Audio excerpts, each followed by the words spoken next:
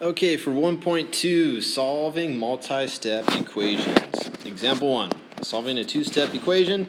Let's solve this equation, and we have to check our solution. So first thing we're going to do is isolate the term with the variable. So how do you do that?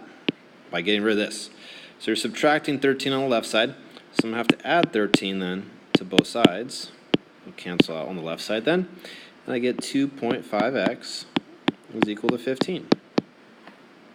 Then to get x by itself now, I divide by 2.5. Alright, so how many times does $2.50 go into 15? Goes in there 6 times. You could just as well do this. 2.5, divide that into 15. And if you want to get rid of the decimal, you just shift it over 1. And you have to do that with the other number as well. Where is that decimal? It's always at the end. So shift that over 1, add a 0. So essentially you're doing this if you just want to work with whole numbers. And sometimes that's easier for people to see. Okay, so answer is 6. And you could check your answer. 2.5 times 6 minus 13 equals 2. So you get 15 minus 13 equals 2. 2 equals 2. Check. On to the next example. All right, example 2. Let's solve this equation and check our solution. We're going to have to combine like terms. And we have these two terms here that have an x with an exponent of 1. So they're considered like terms. So let's add up their coefficients, the number in front. So in this case, it's going to be 9 minus 6. So we get 3x. Then we have the plus 15 and negative 12 on the left side. All right, now I have to isolate the term with the variable. So I need to get rid of this plus 15. Subtract 15 on both sides. And I get negative 27 equals 3x. And then divide by 3. And I get x equals negative 9. Okay, I can check my answer.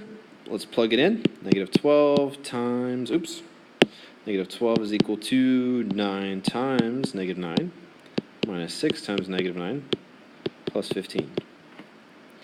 Negative 12 equals negative 81 plus 54 plus 15. All right, if you work this all out, just be careful. You get negative 12 equals negative 12. All right, that's all there is to that. Check. On to the next example. Using structure to solve a multi-step equation. Okay. We got 2 times 1 minus x plus 3 equals negative 8. Okay, there's different ways to do this problem. I'll show you 2 different methods. So this is going to be method 1. I'm going to do method 2 as well.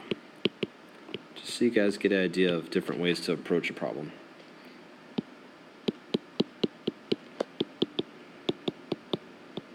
Okay, so what I could do for the first method is I could just subtract 3.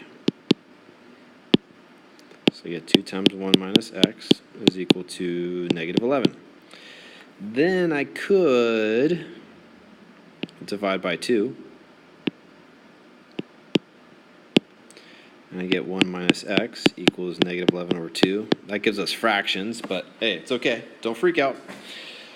All right, we're going to subtract 1 now.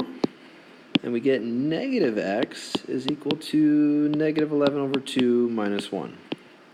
Well, now I have to find a common denominator. So I'll multiply this top and bottom by 2. I get negative x is equal to negative 11 minus 2.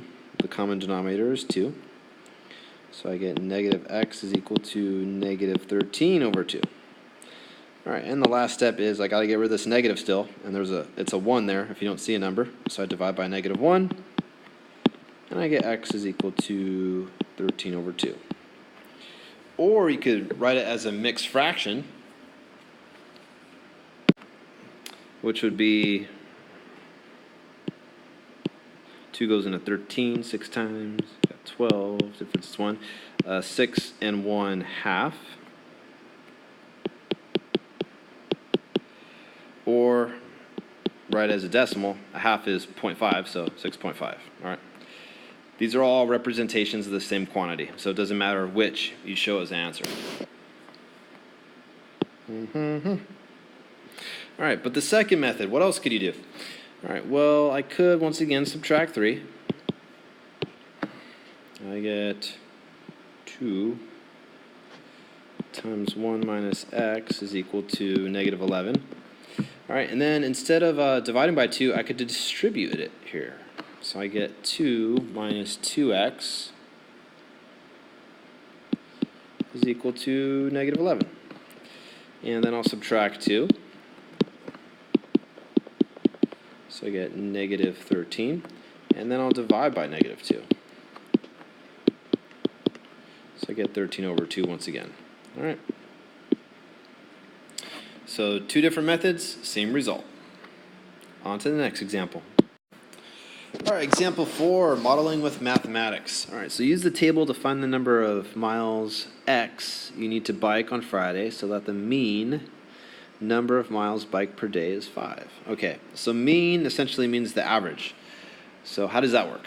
We're going to add all these miles up from Monday through Friday.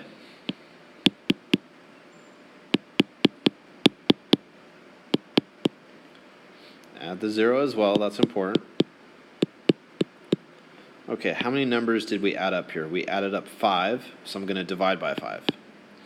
Now, they're telling you that they want the average to be 5. So we set this equal to 5. All right, now don't confuse. Because there's 2 5s here, I want to make sure you're not confused. All right, this 5 is what the average is supposed to be. This 5 is the total amount of numbers that we're adding up. All right, there's 5 of them, so we divide by 5. All right, just want to make sure there's no confusion there. All right, so now we're going to add these values up here. And I get 3.5 plus 5.5, that's 9, plus 5 is 14. You got x is equal to 5, and that's over 5 still. Okay, now I want to get x by itself, so what do? Let's get rid of the fraction. What do? Multiply by 5. So I get 14 plus x is equal to 25. And I want to get rid of the 14, so I subtract 14. And x is equal to 11. All right, and that's your answer. So you need to bike 11 miles on Friday in order for the average for the miles you rode from Monday to Friday to be 5. All right, 11 miles for Friday. On to the next example. Okay, for example 5, we have to set up an equation here with the information they give us. Your school's drama club charges $4 per person. All right, $4 per person. And the club borrowed $400. All right, so if they borrow, that means they're in debt. So they borrowed $400. All right, for costumes and props. After paying back the loan, the club has a profit of $100. How many people attended the play? All right, so let's see what we're going to do here. We got $4 per person. All right, $4 per person. How many people attended? We don't know. That's just X. All right, and then this is going to give me the amount of money made from the people attending. I'm going to take that amount and subtract 400. And that's going to give me the profit I made, because this is the amount that you made from people attending. You had to pay back $400, and then they tell you that the profit was $100. So that's 100. Alrighty? And so now I have 4x minus 400 equals 100. So I have 4x minus 400 equals 100. So first thing I'm going to do is add 400.